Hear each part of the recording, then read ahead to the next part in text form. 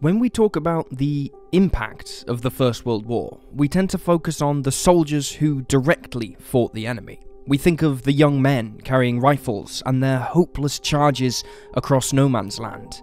This is understandable, but there were many more heroes of the First World War, and not all carried guns. Those on the front lines suffered more horrific and never-seen-before wounds, such as those inflicted by gas weapons, and yet, through the effort of medics, thousands and thousands of lives were saved. Doctors, nurses, and surgeons all fighting to stem the bloodshed, without whom the death toll of that great conflict would have been orders of magnitude higher. The incredible advances in medical treatment of this era can still be seen today. Without vital progress made during the First World War, reconstructive surgery wouldn't have developed at the rate it did, allowing for procedures such as skin grafts and tissue regrowth to become widely available to those in need of it even today. It was during the infancy of this surgical practice, however, that soldiers struggled through some of the most difficult, yet revolutionary reconstructive work that had yet been achieved. The brutality of modern warfare, coupled with advancements in medical science, meant more soldiers could survive life-threatening wounds and carry the lifelong scars of war upon them. Even after initial recovery, many patients realized an even longer road to regaining what they had physically lost awaited them. As a result of months or even years of reconstructive surgery, many even went on to salvage some of what the Great War had taken from them. Let's examine some of the unimaginable horrors soldiers who fell on the battlefield but did not die endured, and the incredible work of the medics and revolution in medicine that paved the way to their miraculous recovery. Welcome to Wars of the World.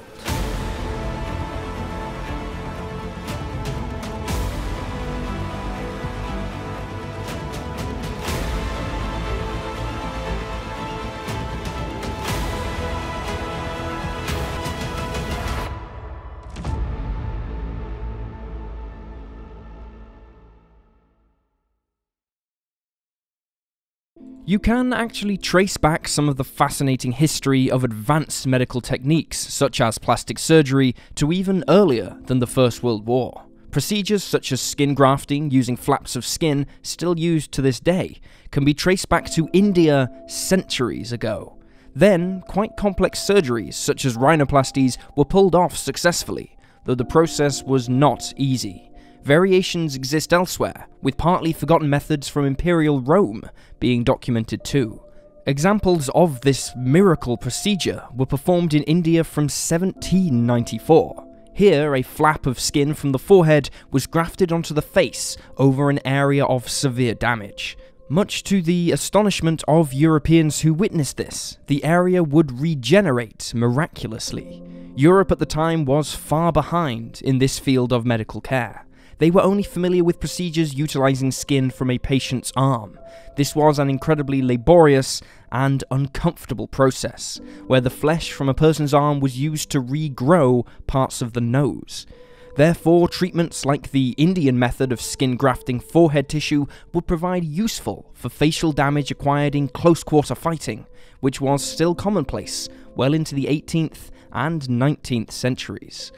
Let's move on to the First World War. From 1914 to 1918, the sheer scale of a brutal war of attrition pushed many countries to the brink, with significant human cost from long, grueling battles fought in trenches. We have done a video on trench warfare on this very channel, if you'd like to check that out, about the horrors of daily life in the trenches. Wounds from this era were horrific, and plastic surgery hadn't made any real improvements before the war in the 19th century. That was about to change. Weaponry was evolving dramatically. Rounded bullets gave way to more effective pointed bullets, which, due to their higher speed, inflicted more damage. Alongside this, advances in artillery made massive bombardment with explosive shells a cornerstone of military strategy. Shrapnel wounds rapidly became the largest causes of limb damage and serious disfigurement. Jagged pieces of shrapnel also increased the chance of infection, with large amounts of foreign substances being exposed to the open wound as they whipped through the soldiers' clothes and dragged in the dirt. These injuries were brutal, truly among the worst humans have ever been forced to endure on such an enormous scale.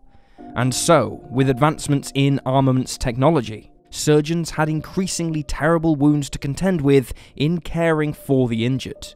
With huge portions of society conscripted into this total war, the pressure to provide effective care to legions of disfigured men had never been greater. Soldiers would suffer disfigurements completely unseen at the time. Medicine had improved so much that these soldiers were surviving horrific physical trauma, but how were they left after such an ordeal? Returning to Britain after the war, some men held an almost unrecognisable appearance, marking them out as victims of a brutal war to family, friends and employers.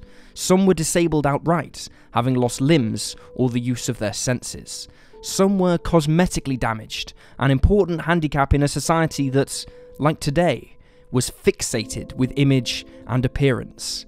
Even for demobilised soldiers who did not appear physically damaged or maimed, the trauma of trench warfare led to an explosion in mental health problems. An explosion that the societies of the early 20th century were ill-suited to deal with.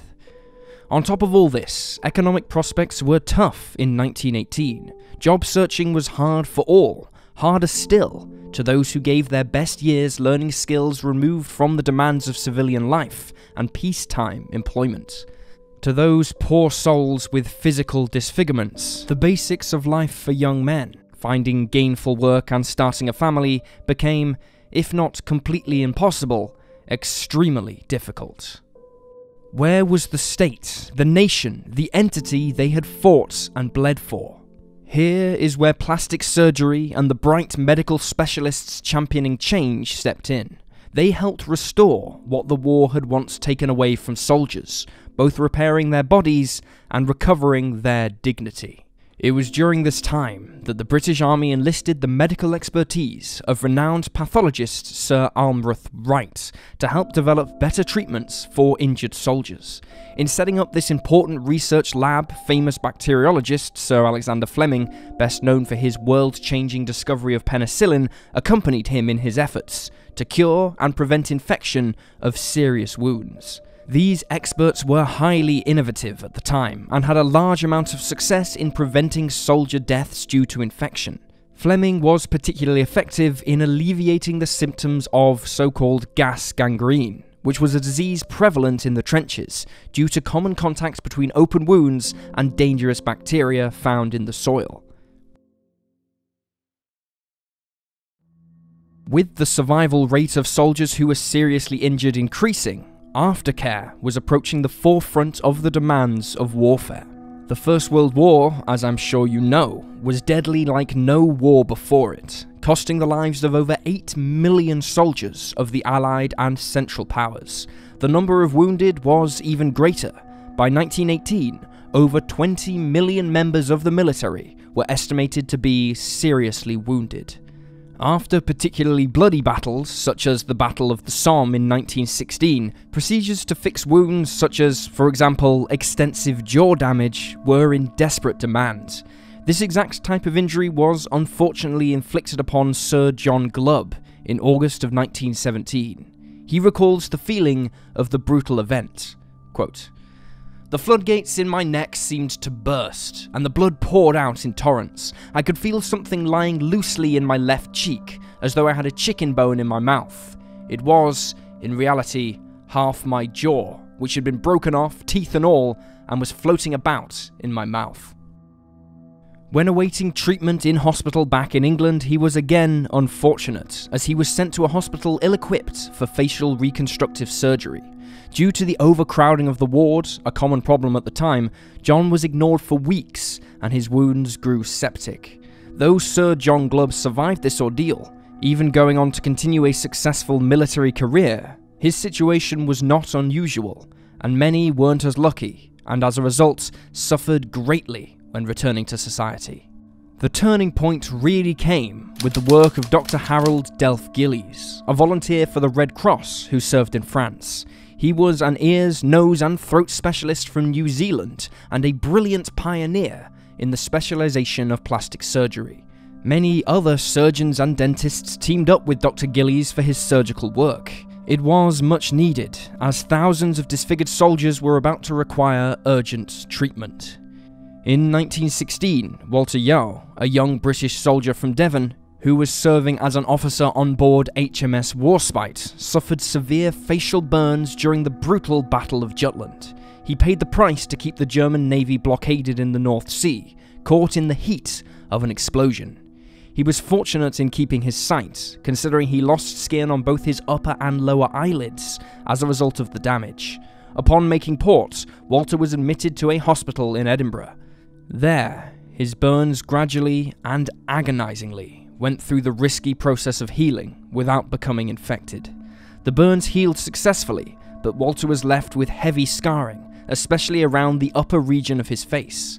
Astonishingly, despite this, he adjusted to his new condition and went on to be promoted, becoming a higher-ranking officer in 1917. Soon after this, Walter was referred to a facial hospital in Frognall, London, where he finally met the then experienced plastic surgeon for severe war-related wounds, Dr. Gillies. Here, Walter was treated with skin flap surgery, which applies a piece of localized skin to the wound called a pedicle. This live skin was able to regrow tissue for the donor, as it maintained a connection to the body's blood supply. Here seen as two pieces of tissue stretching around the sides of Walter's face into the back of his head. It proved to be quite a versatile approach to tissue repair, and works incredibly well for Walter. He made headlines as one of the world's first major plastic surgery patients. Having such a major burn repaired was unheard of, and thanks to the new use of the pedicle for the skin flap method, many other victims could now realistically expect an improved quality of life. Walter himself went on to live into his 70s, returning to his wife and children in Devon. Dr. Gillies made further groundbreaking adaptations to the skin flap treatments and later developed a tube pedicle. This was an important advancement as it reduced the risk of infection, as the open flap was no longer exposed and instead sewn onto the tube used to circulate blood in the patient's body. Bearing in mind that these treatments required up to months to be complete, this was an especially important innovation.